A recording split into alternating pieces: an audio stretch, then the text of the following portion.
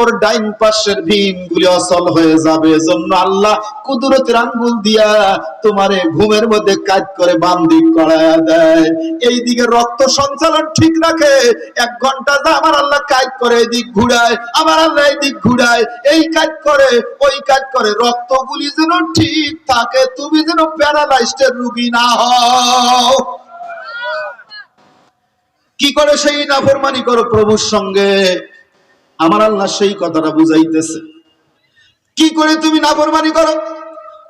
পরের শব্দটা তুমি উল্লেখ করেছো, আহিয়া, ও মালিক, যদি তুমি ভালো মনে করো তাহলে আমাকে সকালবেলা আবারও জীবিত করিও। আমার ভাইরা শুন, এই পয়েন্টের ভিতরে ঢুকাবো তোমাকে। কেমন করে? এই যে খাদ্য নালীর ভিতরে ছোট বড় করে গেছে, খাদ্যগুলি যদি আমিষ, প্রোটিন, শর্করা, ভিটামিন, চর্বি জাতীয় খাবার হয়, ফেরেশতারা এই খাদ্যগুলিকে মডিফাই করবে, তিনটা ফিল্টার দ্বারা ছাঁকনি করাবে। ছাঁকনিকৃত রসগুলি মডিফাই করার পরে যদি খাদ্য ভালো হয়, 10 লোকমা খাদ্য থেকে মডিফাই করে 1 ফোঁটা রক্ত তৈরি হবে। রক্ত ফোঁটা তৈরি করে আল্লাহ তাআলা যদি পাকস্থলীর ভিতর ছেড়ে দিত, এই রক্ত কিন্তু সকালবেলা পেশাবের দরওয়াজা দিয়া, পায়খানার দরজা দিয়া বের হয়ে যাইত। আমার আল্লাহ দেয় নাই, রক্ত ফোঁটা তৈরি করে পাকস্থলীর ভিতরে তোমার শিরার ভিতর দিয়ে ঢুকাইছে, তোমার রগের ভিতর দিয়ে ঢুকাইছে, আপাদ মস্তক রক্ত সঞ্চালন করতে আছে। বান্দা, কি করে আমার সঙ্গে নাফরমানি করতে পারো?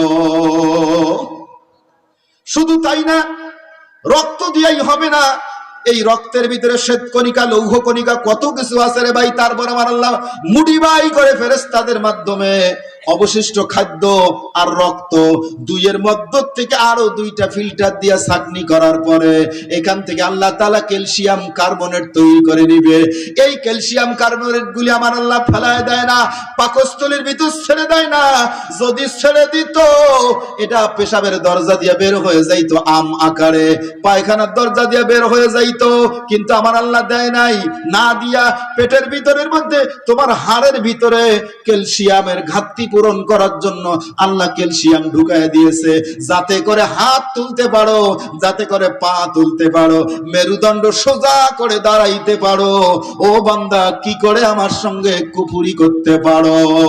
সুবহানাল্লাহ।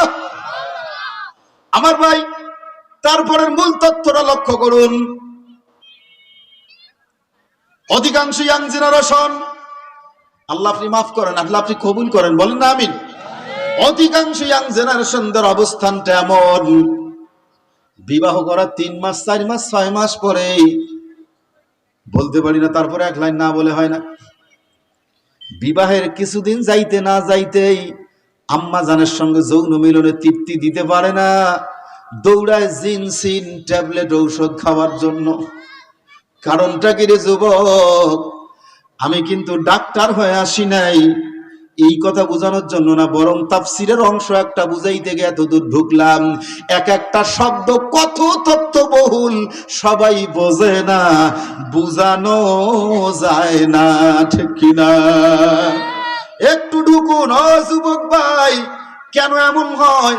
ও বয়োজ্যেষ্ঠ মুরব্বী বাবাজি, যাদের বয়স 40+ হয়ে গেছে, মাঝে মধ্যে কেন তোমার মেরুদণ্ড বাঁকা হয়ে যায়? কেন তুমি সোজা হইতে পারো না? চেয়ারের মধ্যে নামাজ পড়ো, রুকু করতে কেন পারো না? সিজদা করতে কেন পারো না? তুমি সোজা হইতে পারো না কেন রে বাজান? ও আম্মাজান, কেন পারো না? ক্যালসিয়ামের ঘাটতি হয়ে গেছে, 40 বছর প্লাস হয়ে গেছে, তোমার শরীরে প্রতিদিন ক্যালসিয়াম সংযোগ দেওয়া দরকার। হুজুর কেমন করে হবে? আমি বিজ্ঞানের থিওরি শুধু না, দলিলও তোমাকে দিয়া যাচ্ছি, যদি গ্রহণ করতে পারো কোনোদিন এটার ঘাটতি হবে না। রব্বে কারিম সূর্যের ভিতরে, সূর্যের তাপের ভিতরে ক্যালসিয়াম ডি যথেষ্ট পরিমাণে জমা করে রাখছে। এখন কি করব আমরা? প্রতিদিন যদি সম্ভব হয়, দিনের যে কোনো এক বেলা শরীরের মধ্য থেকে মোটা কাপড়গুলি আলাদা করে পাতলা কাপড়, আর যদি এমন কোন জায়গা হয় যেই জায়গার ভিতরে কোনো মানুষ দুনুষ নাই, কোনো অন্য কোনো মানুষ নাই।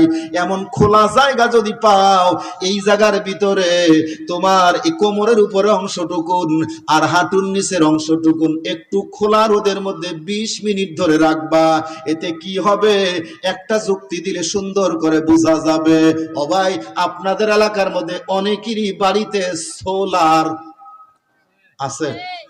যুবক ভাই কথা বলতো আছে। আচ্ছা, এটা সম্পর্কে কম বেশি ধারণা তো আছে নাকি? আপাতত 3টা পদার্থ, জলদি জলদি দেওয়া লাগবে, সময় আমার কম। কিন্তু উপরেরটার নাম প্যানেল, কি ভুল হলো নাকি?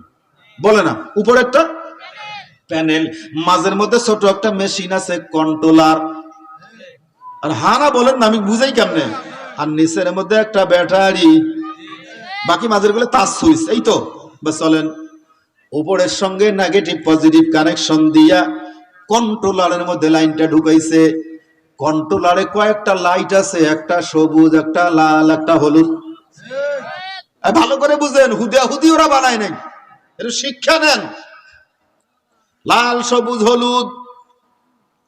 সূর্য যখন ওঠে কোনো সুইচ টেকা লাগবে না, অটোমেটিক একটা বাল্ব জ্বলে। এটা বোঝেন না রে যুবক, কথা কয় ঠিক না বেঠিক? অটো ভাবেই বাল্ব জ্বলে, তার মানে লেখা আছে চার্জিং। আল্লাহ, আপনাদের মনে হয় বাড়িতে নাই, যেটা বুঝাইতে পারলাম না। আছে?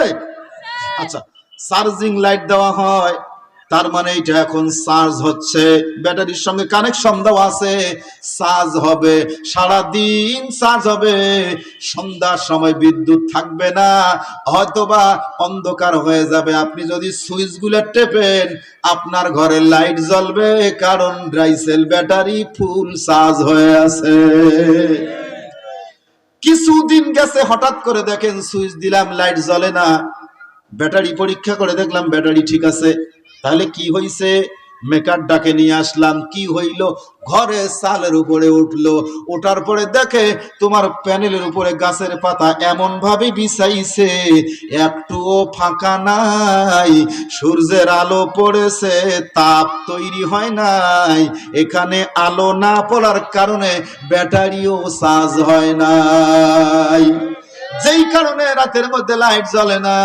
ও শ্রোতা ভাই, পর্দার অন্তরের আম্মা জান, এই ভিটামিন, ক্যালসিয়াম, ডি কম হওয়ার পিছনে যুবকরে একটা কারণ হলো টাকনুর নিচের মধ্যে নেগেটিভ কানেকশন। নেসবতে বাতিনি রাসূল যে বলেছেন, অর্থাৎ নেসবু সাক, যেটা হাঁটু এবং টাকনুর মাঝামাঝি এই পর্যন্ত কাপড় পরতে বলছে। টাকনুর নিচের মধ্যে যেন কারো কাপড় না যায়, বিজ্ঞান প্রমাণ করে দিছে। এইখানে হলো পজিটিভ কানেকশন, আর হাতের মধ্যে এইখানে হলো নেগেটিভ কানেকশন।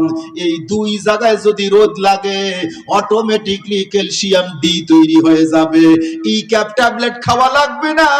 ওরে যুবক, অটোমেটিকলি তোমার ভিতরে ডি তৈরি হয়ে যাবে।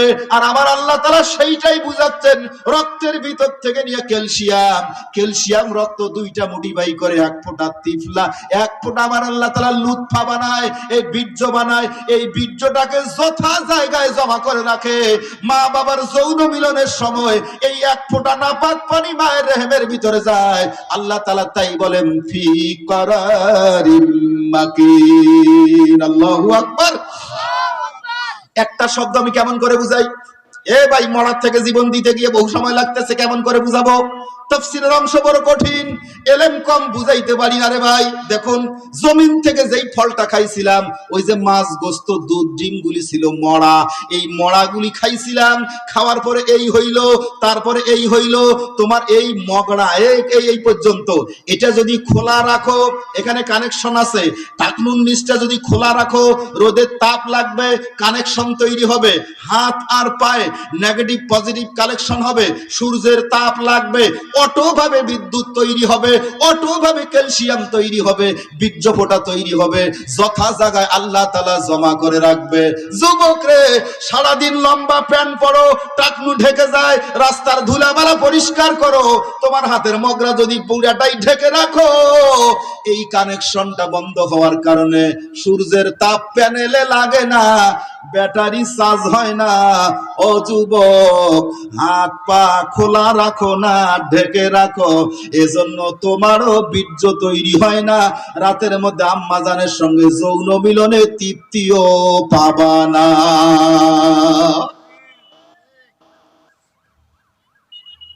এবার মূল কথার দিকে আসি। আমার আল্লাহ রাব্বুল আলামিন কি বলছেন কেমন করে কুফরি করবে? আমি আল্লাহ কি করলাম? এই তিন পদার্থ থেকে মডিফাই করে এক ফোঁটা বীর্য বানাইলাম। এই বীর্য ফোঁটা ফি করারিম মাকিন, মায়ের গোপন জায়গায় স্থান করে রাখলাম। প্রত্যেকটা দলিল আছে। ফাখালাকনাল আলাকাতা মুদগা, আল্লাহ বলেন 40 দিন পর্যন্ত বীর্য সেখানেই থাকলো। ওই বীর্য ফোঁটা 40টা দিন অতিক্রম হয়ে যায়, সেখান থেকে আল্লাহ রাব্বুল আলামিন বীর্য রাখে না, গোশত বানায়। একটা কথা বুঝাইতে যাচ্ছি রে ভাই, ভালো করে বুঝে নেন। কেমন করে কুফরি করবে আল্লাহর সঙ্গে, কি করে নাফরমানি করবে? আমার আল্লাহ এখন গোশত তৈরি করেছে, গোশতই শেষ হবে না। এই গোশতের ভিতর দিয়ে আল্লাহ তাআলা বলেন ফাকাসাউনা লাইজামা লাহমা, আমার আল্লাহ তাআলা বলেন এই লাহমাটার ভিতর দিয়ে আল্লাহ হাড্ডি বানাচ্ছে। ওই হাড্ডির ভিতরে আমার আল্লাহ তাআলা আটা লাগায়, আটা এই গাম দিয়ে আল্লাহ হাড়ের মধ্যে আটা লাগায় দিছে। আমার আল্লাহ তাআলা কত সুন্দর করে বলতেছেন কোরআনের ভিতরে তার বর্ণনা। সুম্মা কাসাউনাল ইজাম ফাকাসাউনাল ইজামা লাহমা সুম্মা আনশানাহু খালকান আখার ফাতাবারাকাল্লাহু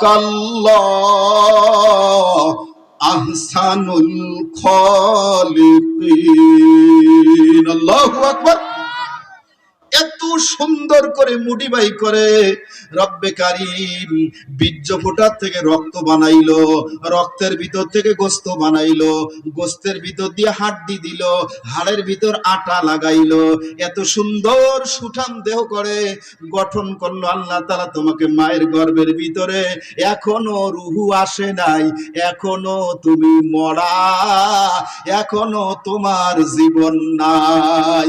কি করে আমার সঙ্গে কুফরি করবা? এত কিছুর পরে তোমার মায়ের গর্ভেতে যে গঠন বানাইছি, এই গঠনটাও মরা, এখনো রুহু আল্লাহ দেয় নাই। ঠিক না বেঠিক? আরেকটু জান কথাটা বোঝা যাবে। এর ভিতর থেকে আল্লাহ তাআলা 90 থেকে 100 দিন, এই 90 থেকে 100 দিনের ভিতর রব্বে কারীম আরশের থেকে রুহু তার ভিতর ঢুকায় দেয়। এই রুহু যখন সেখানে ঢুকবে তখন এটা সন্তান হবে, রুহু আসবে, তখন জীবিত হবে। এই এতদিন সময় লাগলো, 4 মাস পর্যন্ত যাওয়ার পরে তোমার এখন মরণ নাই। আল্লাহ বলেন ফাআহিয়াকুম, এখন আমি তোমারে জীবন দিলাম। এতগুলি পদার্থ সব ছিল মরা, মাছ গোশত দুধ ডিম যেগুলি খাসি মরা, রক্ত ছিল মরা, ওরে ক্যালসিয়াম ছিল মরা। এরপরে দেখুন বীর্য, সেটাও মরা। দেহের গঠন তৈরি হলো, সেটাও মরা। 120 দিনের পরে রুহু আসলো। কে দিল? যেই রব্বে কারীম রুহু দিল, আল্লাহ বলেন কি করে তোমরা আমার সঙ্গে নাফরমানি করতে পারো, কুফরি করতে পারো? কুনতুম আমওয়াতা, তোমরা ছিলে মরা, ফাআহিয়াকুম, আমি আল্লাহ তোমাদের জীবন দিলাম। সবে মাত্র আমার আল্লাহ জীবন দিছে মায়ের গর্ভের ভিতরে, সময় মাত্র 4 মাস। প্রশ্ন হয় হুজুর 4 মাস পর্যন্ত মায়ের গর্ভের ভিতরে হইছে, এখন আমার আল্লাহ তাআলা 10 মাস পর্যন্ত কেন রাখে? প্রশ্নের উত্তর দিতে লম্বা সময় লাগবে। জ্ঞানীদের জন্য নসিহত হবে, সাধারণদের জন্য বুঝতে কষ্ট হবে। জি না জনাব, একটা করে পয়েন্ট বলতে পারবো এই কারণে যে তাফসীরের অংশ বলেছেন, যদি আপনার সাধারণ ওয়াজের কথা বলতেন, কিসসা কাহিনী দিয়ে বলে যাইতাম, বলতে পারি না। তাফসীরের অংশের কথা বলছেন, 2টা লাইন বলাই লাগবে, ঠিক কিনা? আমার আল্লাহ রাব্বুল আলামিন এখন সুন্দর করে বুঝায়, ও দুনিয়ার মানুষে, আমি তোমার জীবন দিলাম 4 মাস। 10 মাস পর্যন্ত গর্ভে কেন রাখে? জ্ঞানী ভাইরা শুনে নেন, যুবকেরা তোমরা শোনো, ওগো আম্মা জান তোমরা শোনো, আমরাও সন্তান ছিলাম, এখন সন্তান আমরা দুনিয়ার জমিনে জন্ম দিয়েছি, আল্লাহ তাআলা প্রেরণ করেছে। সন্তান কেন খারাপ হয়, সন্তান কেন ভালো হয়, বাইরে কে আমায় তথ্য দিবেন, আমার জানা নাই। একই বাবা 3 ছেলে 2টা মেয়ে, আমরা সকালবেলা দেখি একটা পাঞ্জাবি গায়ে দিয়ে মসজিদের মধ্যে দৌড়ায়, আর একটা ঘুমের ঘরে ল্যাপের নিচে নাক ডাকি ঘুমায়। কেন রে ভাই? একটা ছেলে সকালবেলা দেখি পাঞ্জাবি পরিধান করে রাস্তা দিয়ে হাঁটে, আর একটা পাঞ্জাবি গায়ে দিতে লজ্জা পায়। একটা